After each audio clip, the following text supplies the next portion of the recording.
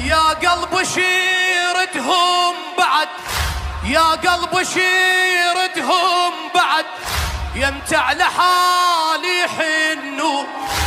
هو التعود على البكي، ما تلقى بد عنده عيون، ما تلقى بد عنده عيون. عاجبهم من المقبرة حتى بوسطها ينامون. ليش العود دنهم صحيت من عندها يروحوا.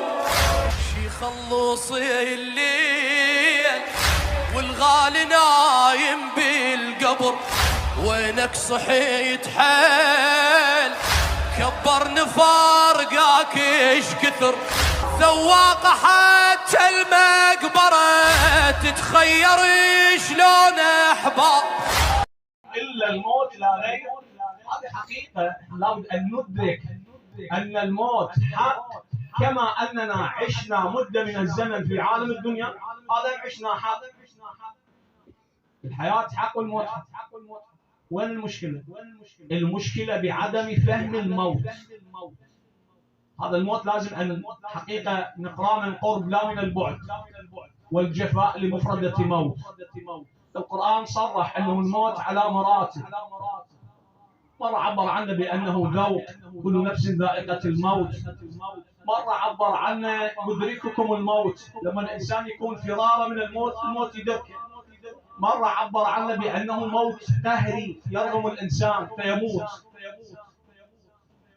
مرة أجي أروح لثقافة سيد الشهداء يعبر عن الموت بأنه جمال. هسه مفردة الجمال بالموت جايب عليه. ندرك أن الموت جمال؟ لا. ليش؟ لأن احنا تعلقنا بأشياء حجبت عنا ما يراد بنا.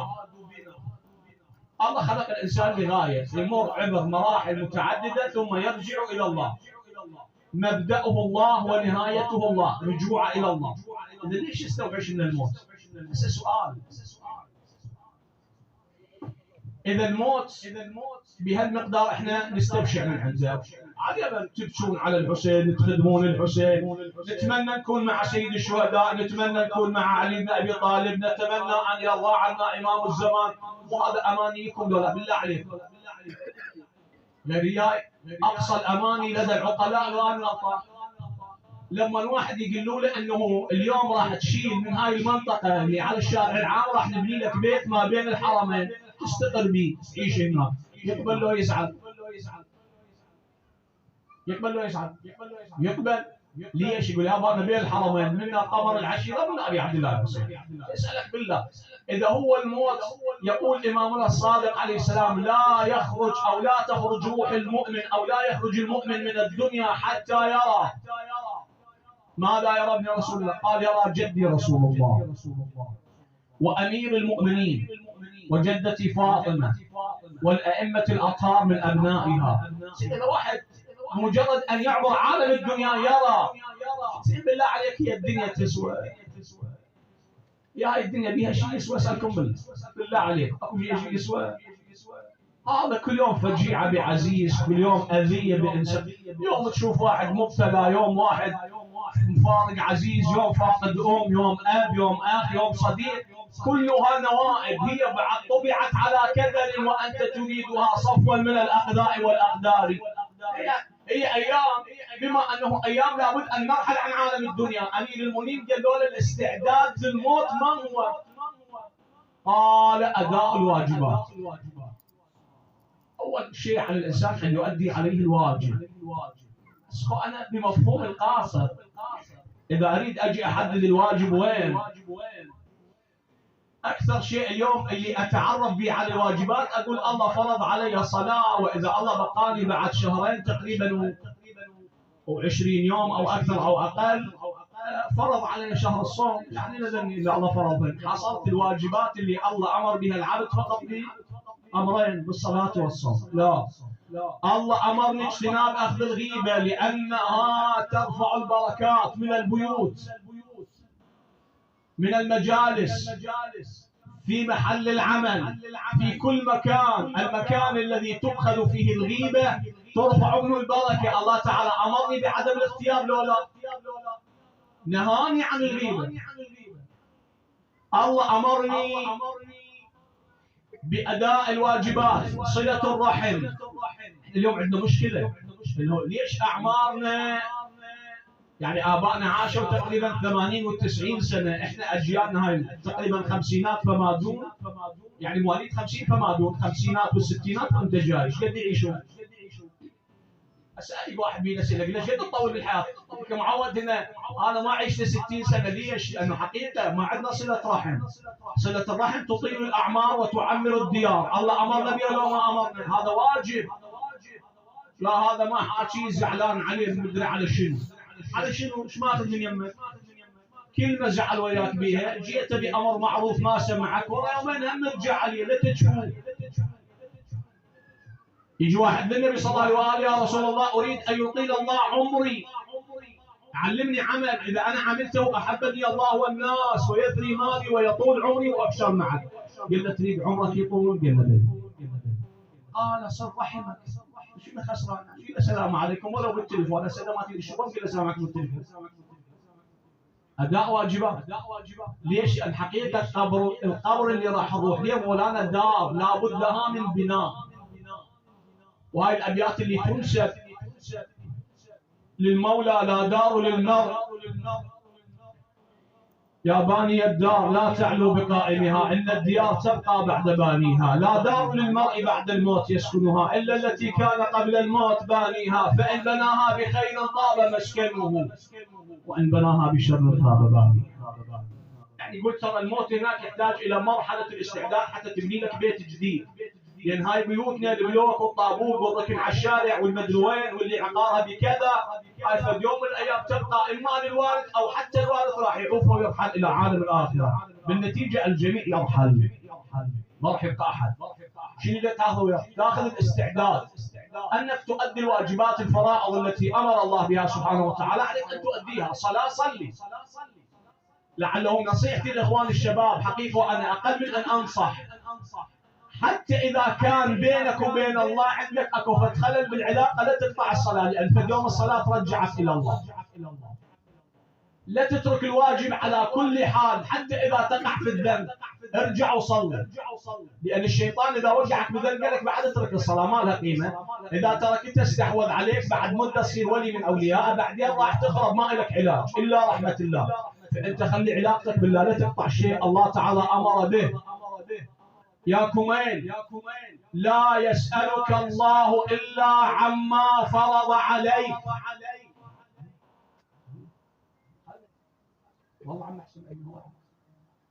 لا يسألك الله إلا عما فرض عليك، يعني يوم القيامة الله يسألك الواجبات أديتها لو لا. الله ما يقول لك بيتك وسيارتك وعشيرتك كم مداية وبيرغك لون أحمر لو أخضر بنجمات لو ما بي. الله ما له علاقة بذني مال الدنيا.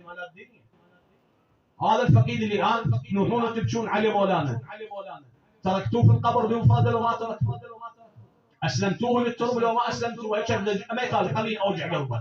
عفته بالتراب لو ما عفته، وهو أحب الناس إليه، قد يكون أخ أو ابن أو صديق أو عزيز، صح ولا لا؟ ترى كلنا في يوم من الأيام نترك في ذلك المكان، ويشفون القريب والبعيد. أنا بيني ما بين الله، على جنازة والدي، على جثمان والدي رحمة الله تعالى على الأموات، 10 دقائق ما أفوني على القبر، قالوا لي الله ارجع، قمت وجيت بعد، خلص مجبر. استعدوا للموت لأداء الواجبات، لأن الموت حقيقة لا بد منها. يقول مولى الموحدين: اليقين الذي لا شك فيه هو الموت. هذا مرتبة من مراتب الاستعداد. 2 اجتناب المحارم. احنا حقيقة في الدنيا الله جعل لنا رزق حتمي. الرزق الحتمي ما ممكن، لابد أن يجي للإنسان. شنو هو الرزق الحتمي؟ الله من يوم اللي فتح لك ملف في دار الدنيا، يعني تجي تعيش في دار الدنيا، وظف لك رزق إلى أن يجي يوم أجلك. طعام، شراب، ثياب، هواء، زمان. حتى الزمان هيأ لك يا رزق، يعني حتى الزمان محسوب عليه. خاف عبالك هاي الساعات هي تجيك ببلاش، هاي مولانا مقدرة من الله لك تعيش بالدنيا 3,000,000 ساعة تقضيهن، 100 ساعة تقضيهن، 2000 ساعة تقضيهن، وياهن طعامهن وشرابهن وكل شيء. هذا يسموه الرزق الحتمي، هذا يجي. النوب هذا فضول العيش، الرزق الزائد هذا اللي مثلا بعض العباد الله تعالى يبتليه بالنعم. ترى حتى النعمه بلوى، خل بالك يعني اذا واحد الله منعم عليه منطيه كمعانه وعنده سياره، عنده بيت، عنده ما ترى ذني والله بلوى. لو خلنا يقطع عزيز، لو يجافي قريب، لو يقطع علاقته بالله، لو يمنع الحق الوارد فيهم، ونظل المولانا بعد للوارد التبعات عليه. حتى ذني بلوى. لا بعد تعبير نزيدك من الشعر بيت، حتى نعمة الأولاد على الآباء بلوى. هي شد أقول لك إياها. ليش؟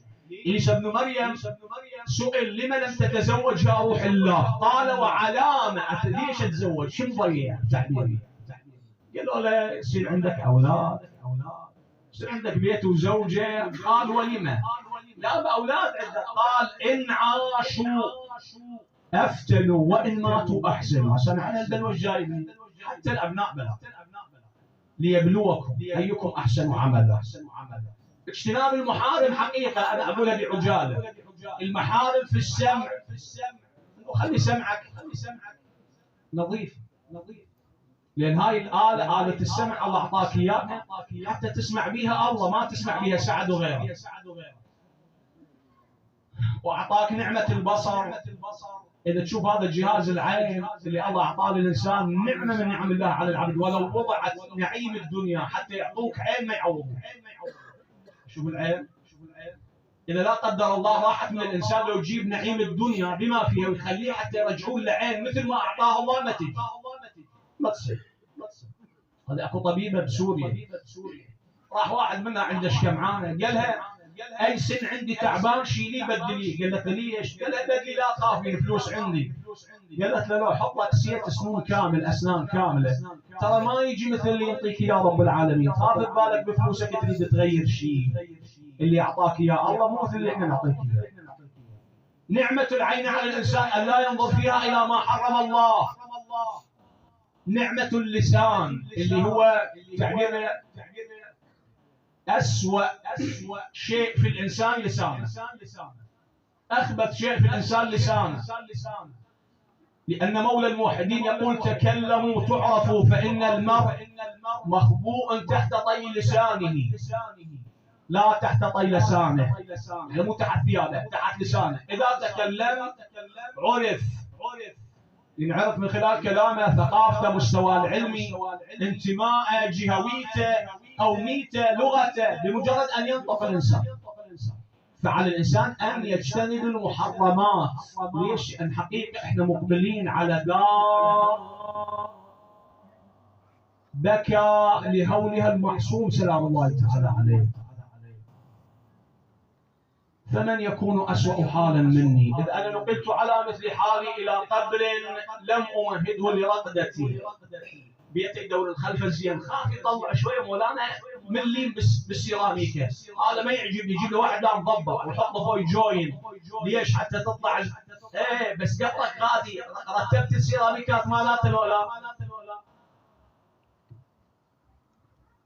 ترى ايامنا قلائل، ايامنا قلائل. يوم انا اقول هذا محيول علينا، لا بيني ما بين الله حبا اقول هالكلمات، لأن أنا حقيقة دائما أسأل الله سبحانه وتعالى أن يجعل لي خاتمة ويكون وجه مقبول عند الله. لأن ما بدي الدنيا مزلاقة يحطك عليها إبليس ويطلق الدفع على الشيطان وتطلع روح، لو بكلمة، لو بنظرة، لو بشوية ضغينة بقلب، تطلع من طريق رب العالمين. عشان نتوسل بالله وآل محمد. لا تيهون، إذا تيهتون أنت يا أبا عبد الله، إذا عفتنا نضيع بالدنيا عينك علينا، والليلة الأولى ينزلونا في القبر ويكشفون الأحباء، من هناك بأمانتك أبو علي. الحسين من خصائصه إن الله تعالى أعطاه أن يكون سلطان عالم البرزخ، يعني إمام عالم البرزخ. فأول ليلة الإنسان عندما ينزلوه في القبر، إذا كان صاحب علاقة بسيد الشهداء فأقول لهم يا أبن القلب بينما بين الله، إذا كان عنده علاقة روح، ما لك علاقة بي عندي سماعة وصوتي وأنا، لا، أنا أريد علاقة القلب. اللي عنده قلب مع الحسين عليه السلام منكسر على سيد الشهداء، يحزن لأبي عبد الله، هذا مولانا اطمئن. أول ليلة الحسين ما يعوفه، والله أنا عجبتني فتكلم لأحد الشيبة ينقلونها عنه، يقول راح زور الحسين عليه السلام أيام الزيارة، قال أبا عبد الله هذا أنا وصلت ما عندي لا قرابة ولا جاي للواحد بكربلاء ولا ابن عم ولا ابن خال، هاي جايك زيارة أبا عبد الله، هناك بالقيامة خاف ما أعرفك تعال لي، لأن أنا ما ندل. أنا هم أقول لأبا عبد الله ترى أول ليلة والله أبنائنا يعوفون، إخواننا يعوفون، زوجاتنا تعوف، كل من بذلت عمرك لأجله ينزلك بالتراب ويترحم عليك وجزاه الله خير ويرجع، شو يسوي؟ بس الحسين ما يعوف صاحب العلاقة، هو القائل من زارني زرته ولو كان إلا في النار أخرجت. أبا عبد الله أنت منو زارك في الليلة الأولى؟ منو قاعد يمك يوم اللي بقيت على رمضاء كربلاء؟ منو؟ آخر لحظات الحسين يوم اللي ودع عائلته، أصعب موقف من تشوف أبي يودع أبنائه ويروح للموت، هاي تقبل إيده، هاي تقول له أبا أين الملتقى؟ والله مصيبة بيني ما بينهم. انت شايفه من تطلع وعندك بنيه عمرها 4 5 سنين تشبك ايدك تحبك ابويا شو وقت ترجع؟ وانت تقولها بعد ما ارجع. يقول عمنا العباس راح وما رجع، اخونا علي راح وما رجع، القاسم راح وما رجع، ابا انت هم تروح وما ترجع. ابا عبد الله نقسم عليك بامك فاطمه، والله يا مولاي اول ليله تطفى عندنا كهرباء تظلم علينا الغرفه او البيت نستوحش. قبر بيت جديد وما عندنا به معارف ولا عندنا هناك، بس انتم يا ال محمد، انتم اهلنا وانتم معارفنا وانتم شيمتنا وانتم رفعت راسنا. عينك علينا ابا عبد الله، اقسم عليكم بامك فاطمه وهاي ليالي ولادتها مرت. مولاي ودع العائله هاي العزيزه، يقول تمسكت بابيها، ابا اين الملتقى؟ قالها عند سدره المنتهى، هناك نلتقي. قالت له اقعد ابويا قاعد، خليني بحجرك، خلاها بحجره بحضنه يعني، قالت له امسح على راسي، مسح على راسي. اطلقت لعينيها الدموع، بكت، صبرها الحسين قالها صبري اصبري، وقام وطلع الحسين وهي خلفه يا ابو يقول لا تخفي علي غاد راحتك لو بعد، يا ابو يقول لا تخفي علي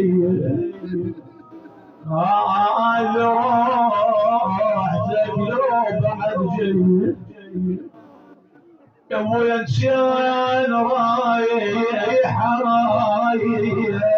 ابن وياك عمك ما اقدر اصبر.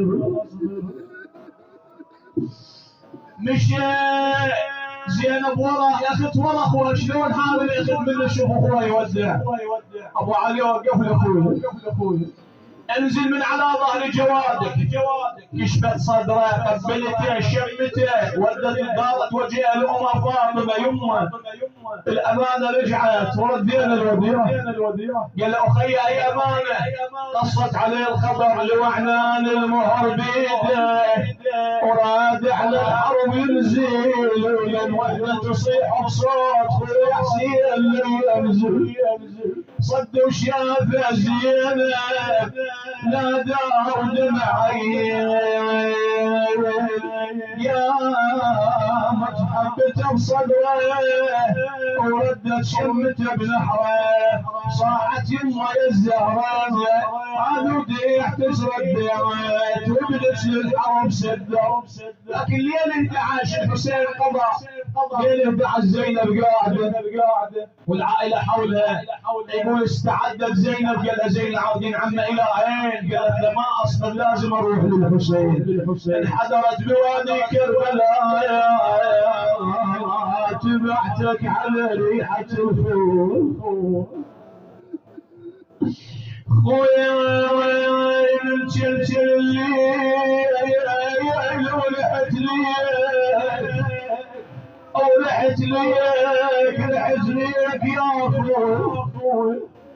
خويا ولحت ليك لقيت الخيل كلا ساح قلب. اجيت انشد يا خويا شبيك ما بيك تقعد يم الحسين وترجع للعيال. هذا يسأل عن ابوها، هذا يسأل عن اخوه. الانصار صبح يوم 11 الابيات واسالك الدعاء مروها على المصالح. كل وحده ودعت عزيز، ودعت زينب وحسين الضمد، وكل فجيدة ودعت ويا الولد وقالت انا وداع ضبع بعد العشر عامت مخلوق. الله مرضي حادث عن عباس مرضي